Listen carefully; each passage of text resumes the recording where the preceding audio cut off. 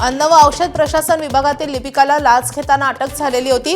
दरम्यान अटक करण्यात आलेल्या राजू ढेरंगेचा लाच घेतानाचा एक जुना व्हिडिओ समोर आलाय। हा व्हिडिओ जानेवारी ते फेब्रुवारी दरम्यानचा असण्याची माहिती समोर येते आणि त्यावर ढेरंगे यापूर्वी लाच घेत असल्याचं समोर आलंय। या व्हिडिओ नंतर आता गेल्याच आठवड्यात ढेरंगे लाच घेताना एसीबीच्या जाळ्यात अडकलाय।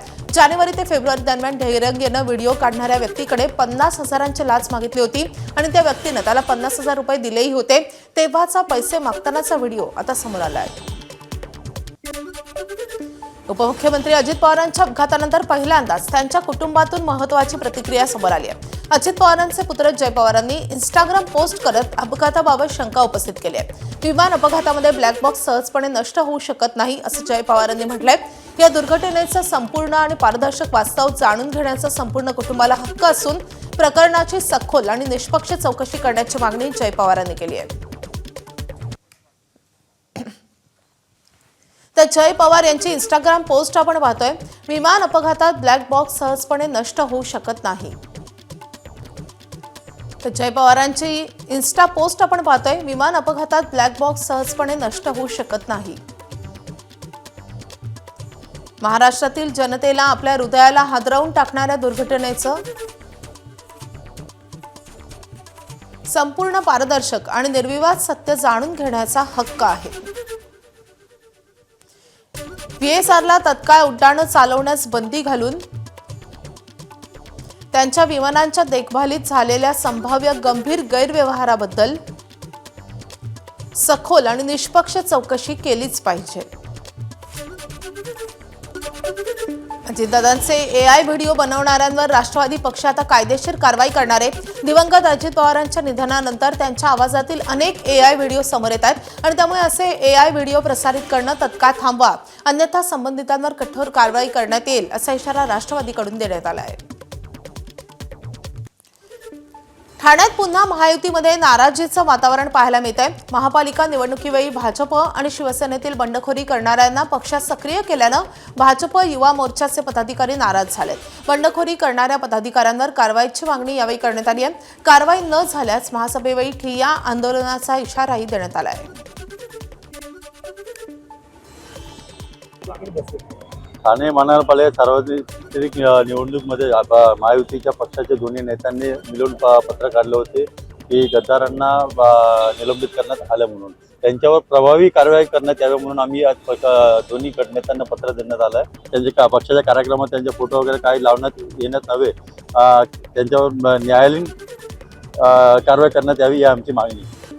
मुंबई पुणे द्रुतगती मार्गावरील मिसिंग लिंक प्रकल्प पूर्ण झाल्यानंतर प्रायोगिक स्तरावर किमान 6 महिने फक्त प्रवासी वाहनं या मार्गावर सोडण्यात यावी, अवजड वाहनं सोडण्यात येऊ नयेत। ठाकरेंच्या शिवसेनेचे आमदार मिलिंद नार्वेकर यांनी याबाबत मुख्यमंत्री देवेंद्र फडणवीस यांना पत्र लिहिलंय। या प्रकल्पामध्ये सर्व तांत्रिक चाचण्या आणि सर्व कामे पूर्ण झाल्याशिवाय वाहतूक सुरू करण्याची घाई करू नये असं मत आमदार मिलिंद नार्वेकरांनी व्यक्त केलंय। दरम्यान मुंबई पुणे द्रुतगती मार्गावर मिसिंग लिंक प्रकल्प पूर्ण झाल्यानंतर मुंबई पुणे प्रवासाचा वेळ अर्धा तासानं कमी होणार आहे, त्याशिवाय अपघातातही घट होण्याचा दावा केला जातोय।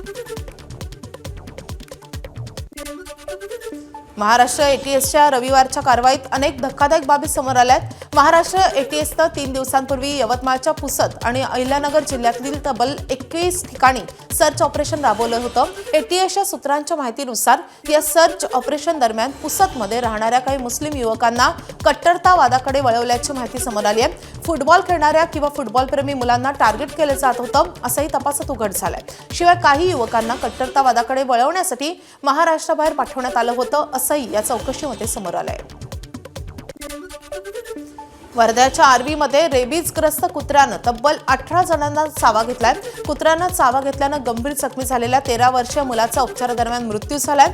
धवल गुल्हाने असं मृत मुलाचं नाव आहे। दरम्यान या कुत्र्यांचा बंदोबस्त करण्याची मागणी नागरिकांनी केलेली आहे। या सगळ्या परिस्थितीचा आढावा घेतला आमच्या प्रतिनिधींनी, आपण पाहूयात।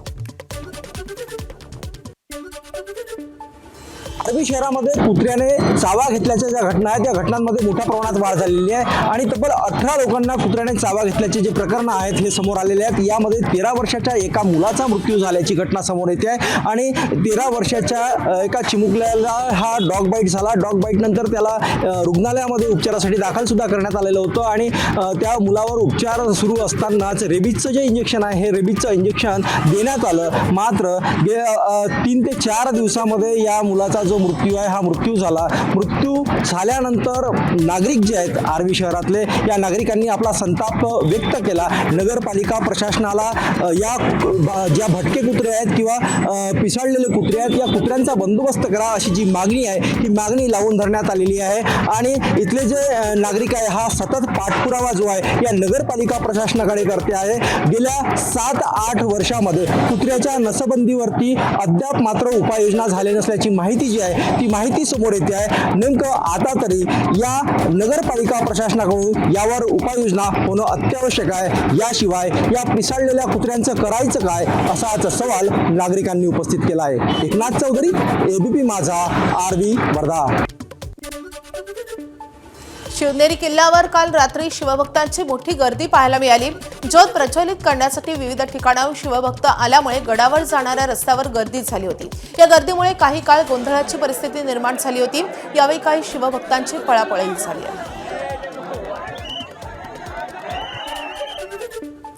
तंत्रज्ञान क्षेत्रामधली दिग्गज कंपनी गुगलनं भारतासाठी आपल्या खजिन्याचं दार उघडलंय।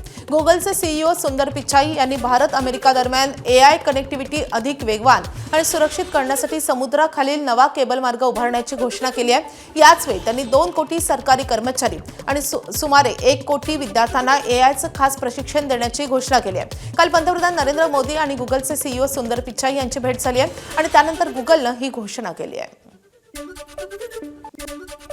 मुख्यमंत्री देवेंद्र फडणवीस दिल्ली दौऱ्यावर आहेत। इंडिया AI इम्पॅक्ट समिट निमित्त पंतप्रधान नरेंद्र मोदी यांनी आयोजित केलेल्या स्वागत समारोहाला मुख्यमंत्री देवेंद्र फडणवीसांनी काल उपस्थिती लावली आहे। दिल्लीच्या भारत मंडपम इथे जागतिक AI इम्पॅक्ट समिटमध्ये जगभरातील महत्त्वाचे नेते उपस्थित होते। या कार्यक्रमाला इतर राज्यांच्या मुख्यमंत्र्यांना आमंत्रित करण्यात आलेलं नव्हतं, मात्र केवळ मुख्यमंत्री फडणवीस यांनाच आमंत्रण देण्यात आलेलं होतं आणि त्यामुळे जागतिक स्तरावर फडणवीस यांची प्रतिमा उंचावल्यानं त्यांना आमंत्रित केल्याचं बोललं जात आहे। एबीपी माझा, उघडा डोळे बघा नीट।